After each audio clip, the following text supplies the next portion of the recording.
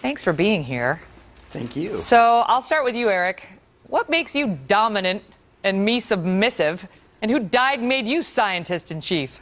Oh, it doesn't have anything to do with submissiveness per se, and it was certainly poorly constructed how I said it. What I meant by that was when you look throughout society, look at other animals, the male of the species tends to be the protector, the dominant one in that regard. And we've gotten to a point in this country where you have a lot of feminists who think that the male and female roles are completely interchangeable, that there is no need for a man to support his family. You've got men walking away. You've got women becoming single mothers, not by their choice. You got a lot of people thinking it's a lifestyle choice. This isn't healthy for society when we think that roles of gender completely can be interchangeable. No one's saying women can't be or shouldn't be a breadwinner or even the primary breadwinner. It's just that when we forced ourselves to this point in society where they have to be, that's not a good, healthy thing for society. All right, but that's not exactly what you have been saying over the past couple of days. You got in trouble on Lou's show. We'll get to you in a minute, Mr. Dobbs. Can't wait. But you made these comments, and then you posted a blog at Red State trying to expand on your comments. And let's put for the moment to the side the issue of single parents, because that is dicier, and there is more data to support the notion that children who are in single parent families don't fare as well often. But you took it well beyond that. And this is from your blog. In modern society, we're not supposed to point out that children in a two-parent heterosexual nuclear household have a better chance at long-term success in life than others. In modern society, we're supposed to applaud feminists who teach women they can have it all, that there's no gender-identifying role and women can fulfill the role of husbands and fathers just as men do. Now, there is data in the scientific community to suggest that children of homosexual couples who are happily married and are good parents fare no worse than children of heterosexual couples. And there is plenty of data to suggest that children of working moms, as opposed to stay-at-home moms, wind up just as healthy and able to thrive in society than the children of stay-at-home mothers.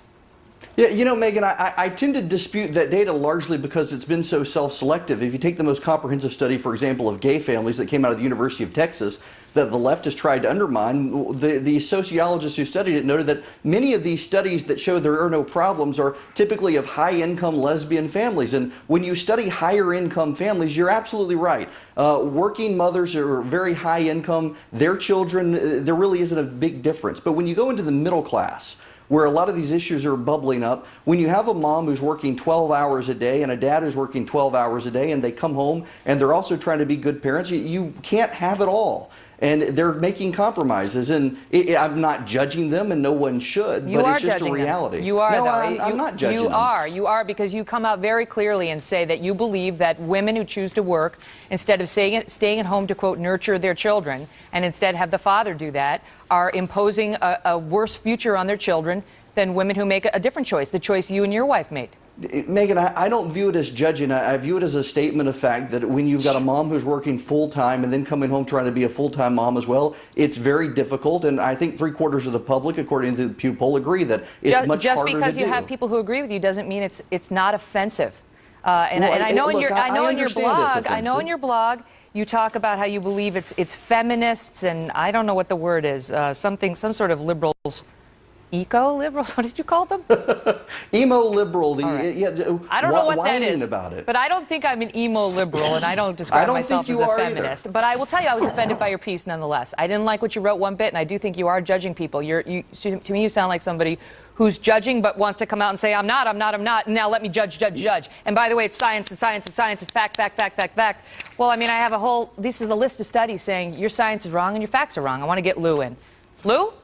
You agree with this? Because you certainly sounded like you agreed with him when he was on your show. Well, let me give you the sound of Be careful, the Lou. agreement, and that is this. What I said, and what I would acknowledge immediately, is that Eric is wrong about nature itself. The male is not always dominant, whether it be in a pride of lions, or whether it be in the queen bee and her hive and workers. But when the Serengeti is on fire, and that's what I was saying, it is time to look at what the impact here is. We are looking at a war on drugs that we're losing. We're looking at an economy in which jobs are not being replaced with either equal pay or near equal pay with a replacement job. We are watching classic traditional jobs in construction, manufacturing that have been male dominated in the sense that they were the predominant number of workers disappearing. We are looking at a society in which change is the absolute hallmark. And for people, and for anyone, in any discussion, in any debate on what is happening with women in the workplace, to ignore the fact that we have marriages breaking up, shattering in this society, and we know that that reduces by at least a... Why are you attributing that to women in the workforce? Excuse me. Let me just finish what I'm saying, if I may, oh dominant one.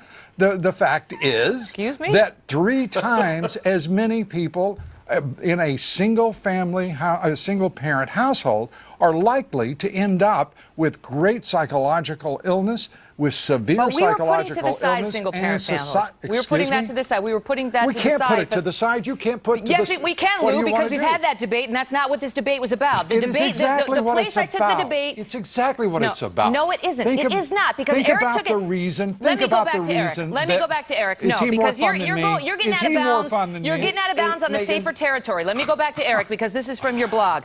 This is according to Eric Erickson, and I quote, "The truth. Kids most likely will do best in households where they have a mom at home nurturing them while dad is out bringing home the bacon." American Psychological Association 2010 study, according to a review of 50 years of research. Children whose mothers work are no more likely to have any problems than kids whose mothers stay at home. They studied 69 studies over 59 years of research. Your fact and your science, Eric, is not supported by the American Psychological Megyn, Association, the American Academy of Pediatrics, Columbia University study, University of North Carolina study. I mean, why are we supposed to take your word for it, Eric Erickson's science, instead of all of these experts? Well, because one, I think the experts can be as politically motivated as anyone else when it comes to these particular studies, because it plays into a particular current notion that it's okay. And second, I do think when you got 3/4 of the public willing to recognize that the increase in moms as breadwinners, it makes it harder to raise kids. Yeah, I think most people understand moms typically are more nurturing than dads. Not always, not in all cases, and it's painting in very broad brushstrokes, I admit.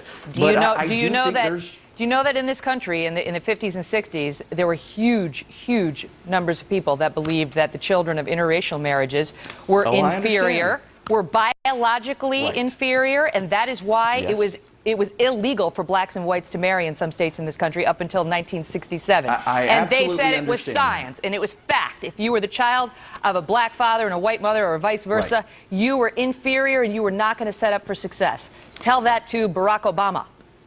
Look, Megyn, look, I completely agree with you on that, but I do think there absolutely is something to kids having a stable home life. I'm not saying moms can't work. I'm not saying dads should be the only ones to work. What's unstable about having a working mother and a nurturing, loving, stay-at-home father?